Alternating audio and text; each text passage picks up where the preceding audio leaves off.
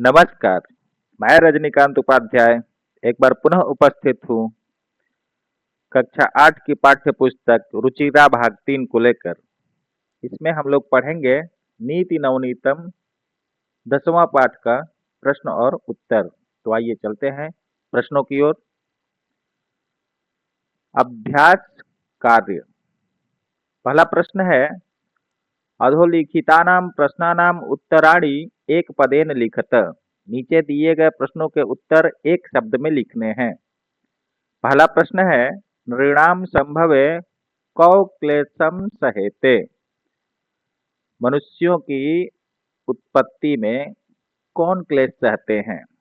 तो उत्तर होगा माता पितरौ, माता और पिता। कीदृशम जलम पिबेत, कैसा जल पीना चाहिए? तो इसका उत्तर होगा वस्त्र पूतम, अर्थात कपड़े से छानकर। नीति नवनीतम पाठः कस्मात् ग्रंथात् संकलितः।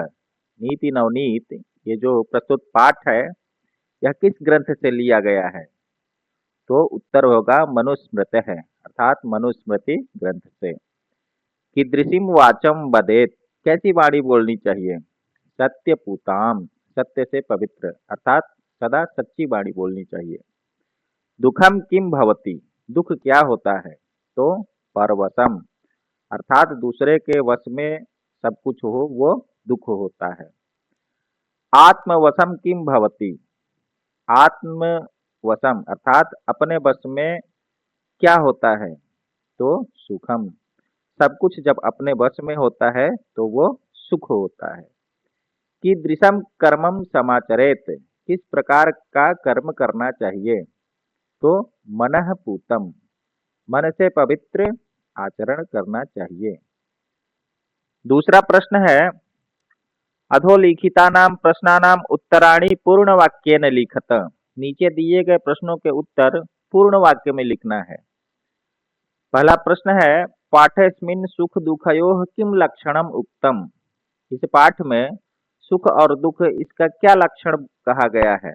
तो उत्तर है, पाठेस्मिन् उक्तम यत सर्वं परवशं दुखम अस्ति, सर्वं आत्मवशम च सुखम अस्ति। पाठेस्मिन् अर्थात इस पाठ में उक्तम कहा गया है यत की सर्वम परवशम दुखम अस्ति, सभी दूसरे के वश में होना दुख है और सभी अपने वश में होना सुख है। अगला है, वर्ष शतैः अपि कस्य निष्कृतिः कर्तुम न शक्या। 100 वर्षों तक भी किसका निस्तारण नहीं किया जा सकता है? तो उत्तर है, माता पितरौ नृणाम संभवे यम क्लेशम सहेते तस्य निष्कृतिः वर्ष शतैः अपि कर्तुम न शक्या। अर्थात माता और पिता मनुष्य की उत्पत्ति में जो क्लेश सहते हैं उसका निस्तारण 100 वर्षों तक भी नहीं किया जा सकता है। अगला प्रश्न है, त्रिषु तुष्टेषु तपः समाप्यते, वाक्येस्मिन् त्रयः के सन्ति। तीनों के संतुष्ट होने पर तप समाप्त हो जाता है। इस वाक्य में तीन कौन है? तो उत्तर होगा वाक्येस्मिन् त्रयः सन्ति माता पिता गुरुश्च। इस वाक्य में तीन हैं, माता पिता और गुरु। अस्माभिः कीदृशं कर्म कर्तव्यम, हमें कैसा कर्म करना चाहिए? तो उत्तर है, यत कर्म कुर्वतः आत्मनः परितोषः स्यात्। जैसा कर्म करने से मन को संतुष्टि हो, अस्माभिः हमें तत्कर्म कर्तव्यम, वैसा ही कर्म करना चाहिए। अभिवादनशीलस्य कानि वर्धन्ते, अभिवादन और शील से क्या बढ़ता है? तो उत्तर है, अभिवादनशीलस्य, अभिवादन और शीलता से आयु विद्या यशः बलम च वर्धन्ते, आयु विद्या यश और बल बढ़ता है। सर्वदा केसाम प्रियम कुर्यात, हमेशा किसका हित करना चाहिए, किसका भला करना चाहिए? तो उत्तर है, माता पित्रोः गुरुश्च सर्वदा प्रियम कुर्यात्। माता पिता और गुरु की हमेशा भला करना चाहिए। अगला प्रश्न है, रेखांकित पदान्यवलंब्य प्रश्न निर्माणम कुरुत। जो रेखांकित पद है उनके आधार पर प्रश्न बनाना है। पहला है, वृद्धोपसेविनः आयुर्विद्या यशो बलम वर्धन्ते। बूढ़ों की सेवा करने से आयु विद्या यश और बल बढ़ता है। तो प्रश्न बनेगा, किसका आयु विद्या यश और बल बढ़ता है? कस्य आयुर्विद्या यशो बलम वर्धन्ते।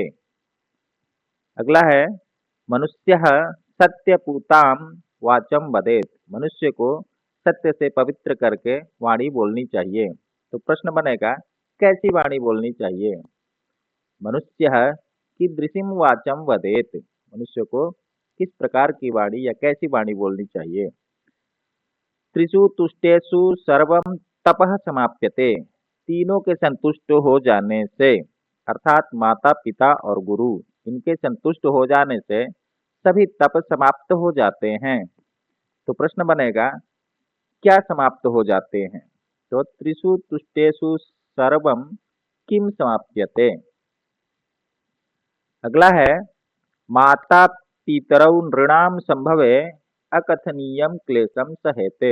माता और पिता के नृणाम संभवे अर्थात मनुष्य की उत्पत्ति में अकथनीयम न कहे जाने वाले क्लेश सहते हैं। तो प्रश्न बनेगा, कौन मनुष्य की उत्पत्ति में अकथनीयम क्लेश सहते हैं? कौन नृणाम संभवे अकथनीयम क्लेशम सहेते। तयोः नित्यम प्रियम कुर्यात्। तयोः अर्थात माता और पिता, नित्य हमेशा भला करना चाहिए। तो प्रश्न बनेगा, किसका भला करना चाहिए? कयोः नित्यम प्रियम कुर्यात्। चौथा प्रश्न है, संस्कृत भाषायाम वाक्य प्रयोगम कुरुत। संस्कृत भाषा में वाक्य प्रयोग कीजिए। विद्या, तो इसका प्रयोग होगा विद्या विनयम ददाति। विद्या विनय देती है। तपः, ऋषि वने तपः आचरति। ऋषि वन में तप करते हैं। समाचरेत, क्या बनेगा? मनः पूतं समाचरेत। मन से पवित्र आचरण करना चाहिए। परितोषः अर्थात संतुष्ट।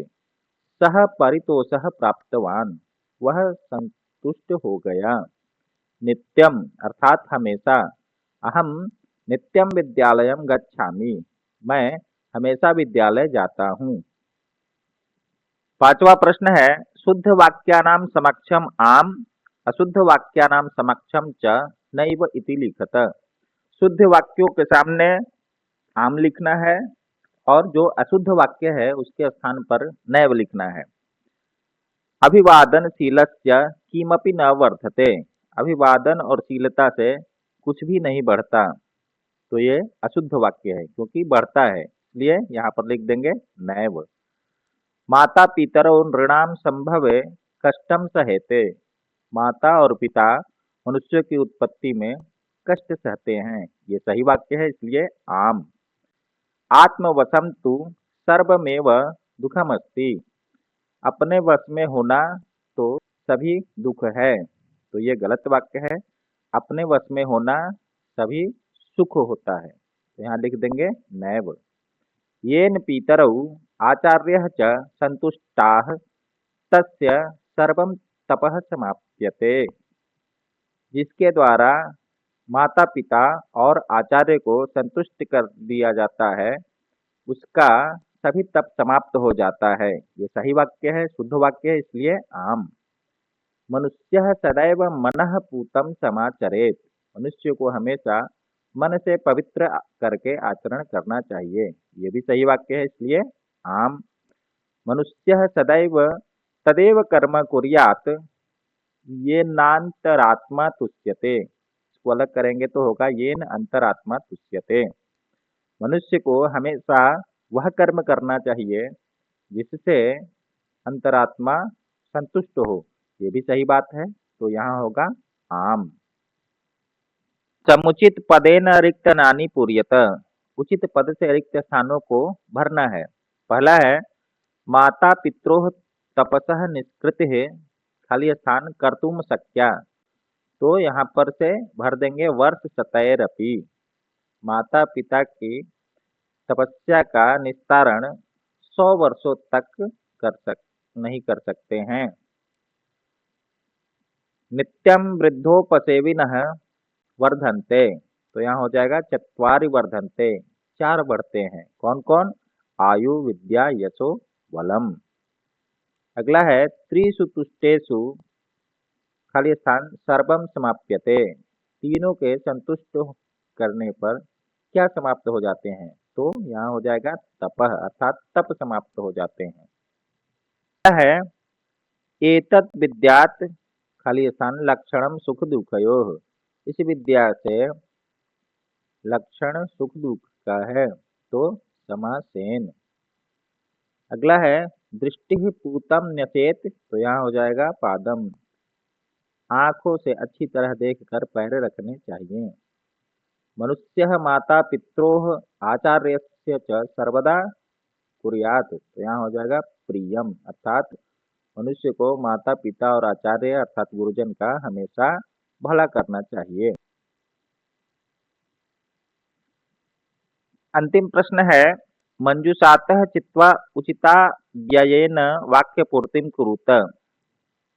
मंजूषा से उचित अव्यय शब्द को चुनकर वाक्य को पूरा करना है।